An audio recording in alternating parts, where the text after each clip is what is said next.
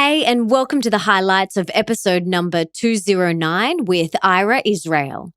Now, some of my favorite parts of this episode were when he talks about how and why we need to let go of the stories from our childhood that are holding us back. And I also loved it when he shared with us how to foster authentic relationships and how we can re-enrol the people around us into the new stories we want to create and live out in our life. But there is so much more wisdom and inspiration that you get in the full episode.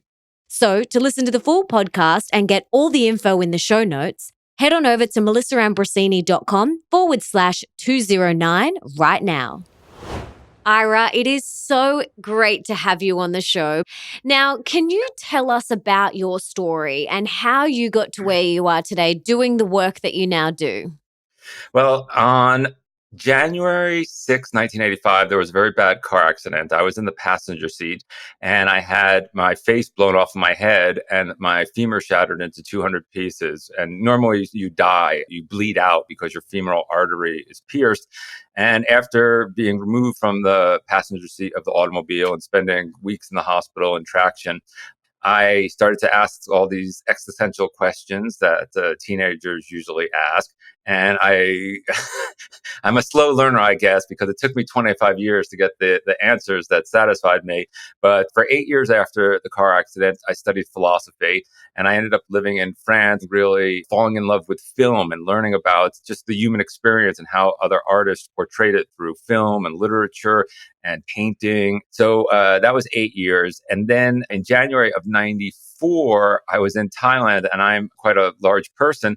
And I walked into a door frame. I should say I'm quite a large person, but obviously clumsy. So I walked into the top of a door frame and I gave myself a very nasty concussion. And on the island, there was an Australian woman named, it was Koh Samui, Thailand. I think her name was Shelley King. If anyone's listening, I hope that she can get in touch with me. And she said, "Let me heal you." And it was Koh Samui, 1994. There's no hospitals on the island. They just got their first fax machines. They had dirt roads. And I said, "No, thank you. I don't believe in witchcraft." And my friend prodded me and said, "Come on, you got nothing to lose. You got a concussion. Let her heal you." And she put me down on this bench and she put her hands over me. Essentially, she was doing Reiki and she found the gash in my head. And after about 10 minutes, I started to see sweat bead on her lip and I could feel this similar to static electricity. And then finally she said, "Okay, it's shut off." And I said, "What shut off?" And she said, "The energy." And essentially she cauterized the wound. And I was fine after that. But I was, I can't believe that somebody, I've been studying all this philosophy for years and someone just healed me with their hands like magic or something. So for the next 8 years, that set me on a path of studying Buddhism, Hinduism, Kabbalah, and yoga, meditation, and things like that. And then I got into a really interesting or dysfunctional relationship 8 years later. And that got me asking questions about, like why we engage the way we do with other people. So if you looked at my life from the outside for 25 years, the first part, I was in Paris, I'm studying philosophy, then I'm traveling around and I'm studying Buddhism and Hinduism. And then I finally settle down and get my third master's degree, this one in psychology. And you would say, "Oh, Ira, he's a poor lost soul. He's just like going around studying all this totally useless things." And then one day I was teaching at Rodney Yee's yoga studio in Oakland, and a woman came in, and she put her hands down. And it sounds insane for me to say, but I'll say it anyways. I heard a voice, and the voice said, "It's time for you to give back."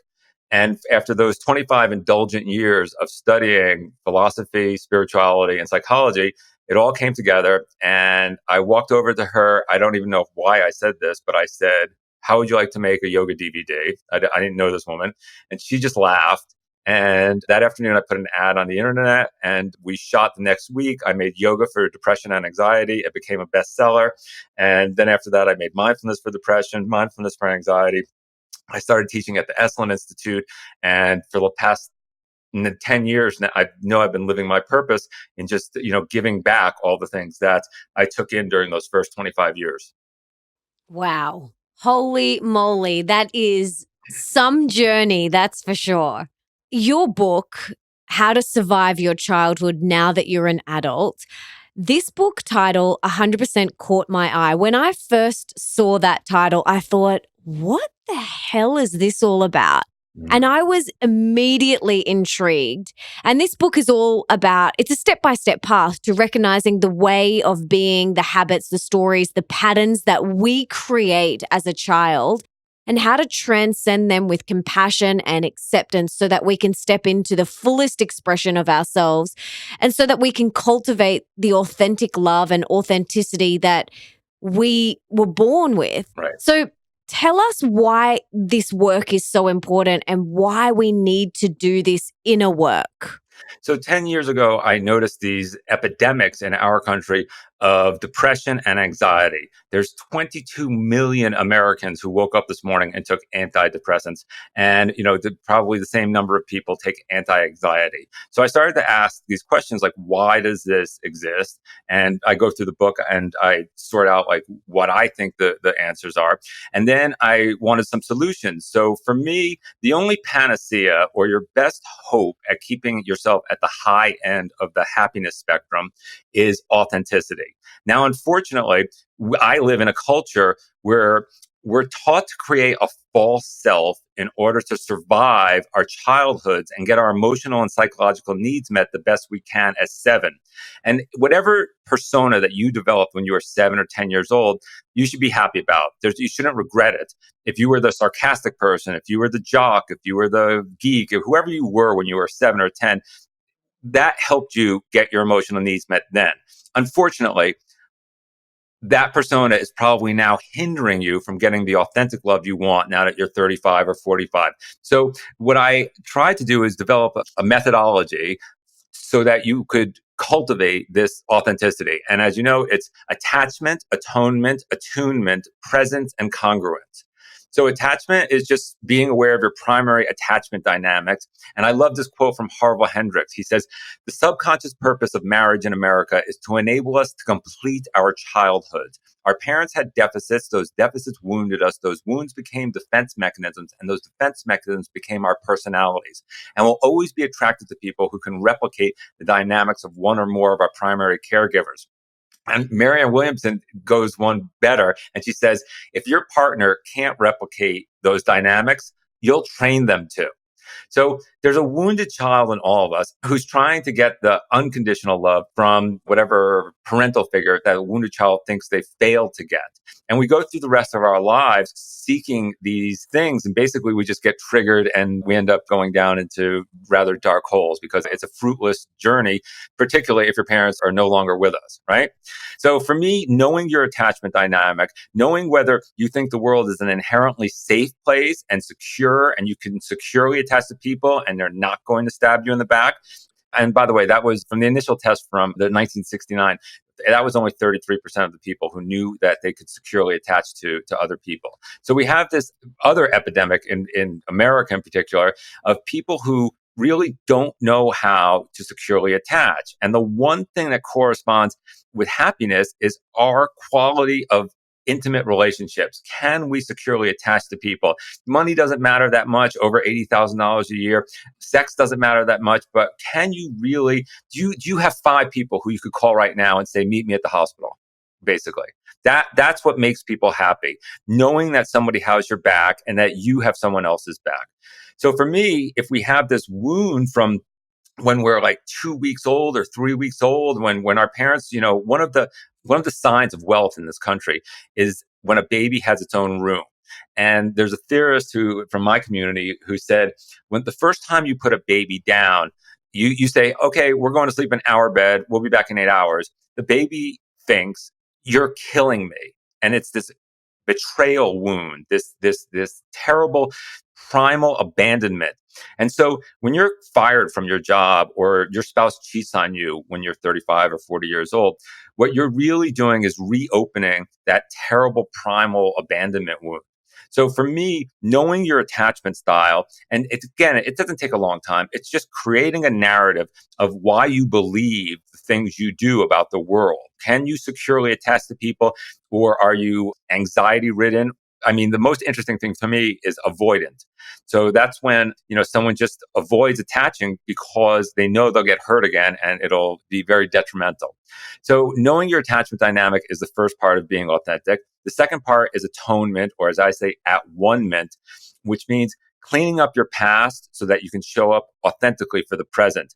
So your mind was built to create woulda, coulda, shoulda, didn't. These are resentments. And as we all know, resentment is like poking yourself in the eye and waiting for someone else to go blind. You're only hurting yourself. But these resentments, they actually protect you for a long time from getting hurt again. They also hinder you from authentically connecting to other people. So the only way to get rid of these resentments is to forgive. So atonement is realizing your inner wholeness by releasing all those protective mechanisms that are now showing up as wanting to change the past. So the chapter in the book is called Square Peg, Round Hole. And I say in my classes, if you came home and saw your child or your parent or your loved one sitting on the couch trying to jam a square peg into a round hole, you'd stop them. And this is what your mind does all day long. Your mind is trying to change the past. And it's a foible. It's a problem. So the way to get into the present is just you forgive everybody unequivocally. The third part of attachment is attunement. And I say in the book, mirror neurons do not fire via text message, meaning that we need hugs. We need to hold hands. We need to look into another human being's eyes. We need to throw a football. We need to grab coffee. And in my culture here, people live in cars, work in cubicles, eat at their desk, and they don't know how to attune to other people. And attunement means, as a psychotherapist, having the same facial affect. That means if my brow is furrowed, your brow is furrowed. If I'm smiling, you're smiling. Because what this basically does is this attunement lets you know that you're not crazy. Basically, I mean, because we have all these thoughts in our head all the time.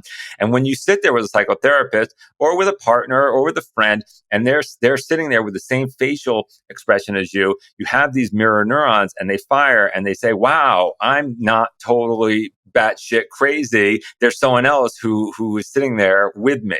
And so attuning to another person is really important. And then the fourth component of authenticity is presence, not letting your mind drag you into the past or the future. On my first DVD, I say that depression relates to thoughts about the past. Anxiety relates to thoughts about the future. The past no longer exists. The only thing that exists is your story about it. The future doesn't yet exist. Only your imaginations about it. So how can depression and anxiety exist? So anytime you can pull yourself into the present moment and you can be grateful that you're here, you're healthy, you're alive, you're going to eliminate that depression and anxiety, even if it's just for 1 second. So my tools for presence are yoga and meditation, and I practice both of them and I teach both of them. And then the fifth part of authenticity is congruence. And it's best explicated by the Andre Gide quote at the beginning of the book when he says, "It is better to be hated for who you are than to be liked for who you are not." He actually says, it is better to be hated for what you are than to be loved for what you are not. So again, we create these false selves and we're seducing people into liking our sexy personas, but then it ends up being like this terrible resentment factory because what we really crave is them to love our whole beings. We want that unconditional love. So I've created this methodology, this step-by-step process to help people be able to show up authentically and be loving and be vulnerable and be compassionate so they can enroll people in being loving, in being compassionate, in being vulnerable, because that's what we really want. Absolutely. So, where do we start? What is the first thing that we can do to get on this path? So for me, when people come in, that's very common in my very highly competitive capitalistic culture that people have a not good enough feeling. Like they make vice president and they say, yeah, but I'll only be happy when when I'm president.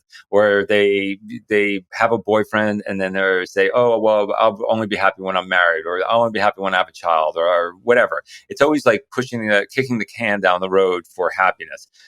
So for me, when patients come into my office, I ask them, whose voice is that? Were you born with that voice in your head that you're not good enough, that you're not perfect right now, that your life isn't ideal right in this very second?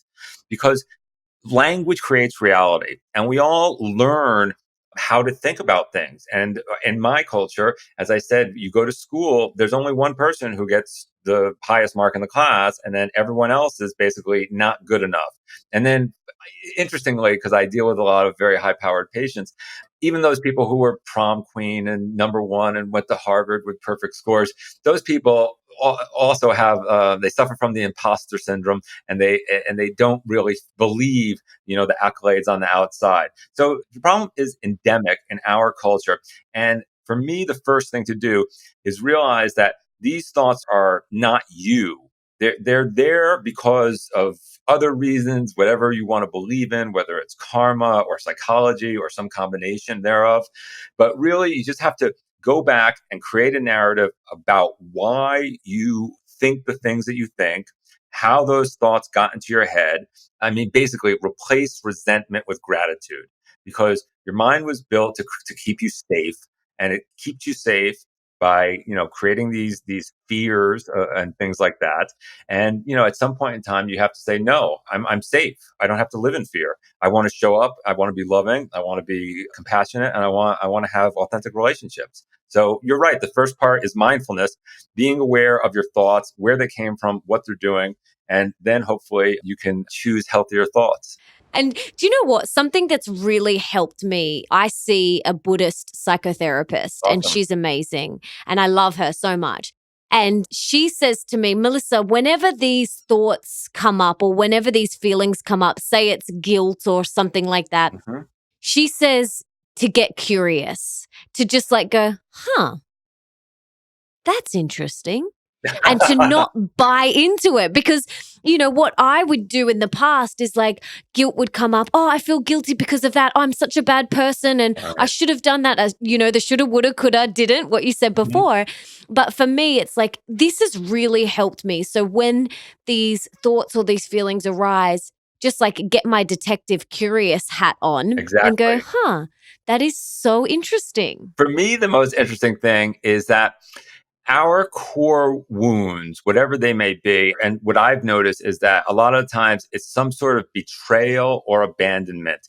And it comes from, again, the competitiveness of our culture. So, you were growing up and your mother favored your brother or sister for 2 seconds. And when you were 2 years old, your little brain said, oh my God, there's something wrong with me. And now that you're 35 years old or 40 years old and your husband doesn't return your text message in 5 minutes, you're like, oh my God, there's something wrong with me. So the interesting thing for me is when I encounter being triggered, and then I realized that it was something that I thought I healed in some manner, but it's kind of always going to be there. Essentially, what I'm saying is that there's no there. There's no state of enlightenment where you overcome and transcend all of your wounds. It's this process that you go through where you're just trying to be your highest self for the greatest part of the time you're awake. Yes. And so what can we do though if, we are having these big realizations and we are wanting to let go of these childhood wounds, triggers and stories, but the people around us are keeping those stories alive as well? Like what can we do in that sense?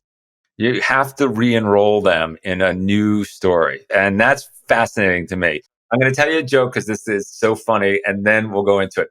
The joke is a guy goes into a psychiatrist's office and he says, doctor, I think I'm a seed. I think I'm a grain. And the doctor says, oh my God, that's really awful. We have to put you in a mental institution. So they put the guy in a mental institution and they work on him for months and months and months. And finally, he's convinced that he's a man and not a seed. And they have a big party for him, and then they send them out. And 5 minutes later, he runs back huffing and puffing. And the doctor said, what's wrong? We just spent the last 6 months convincing you that you're a man and not a seed. He goes, I know I'm a man and not a seed, but does the chicken outside know? So we all of our friends are those chickens, and we have to re-enroll them in a new story. Yeah. It's not the woe's me, I'm the victim, and it's also not that I'm some superhero crazy. Whatever.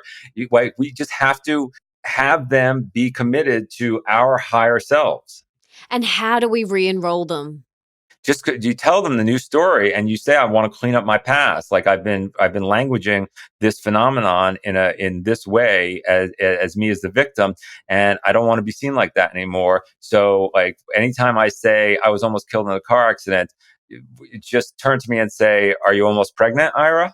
Like you can't be almost killed. You can't be almost pregnant. You're either pregnant or you're not pregnant. You're either killed or you're not killed.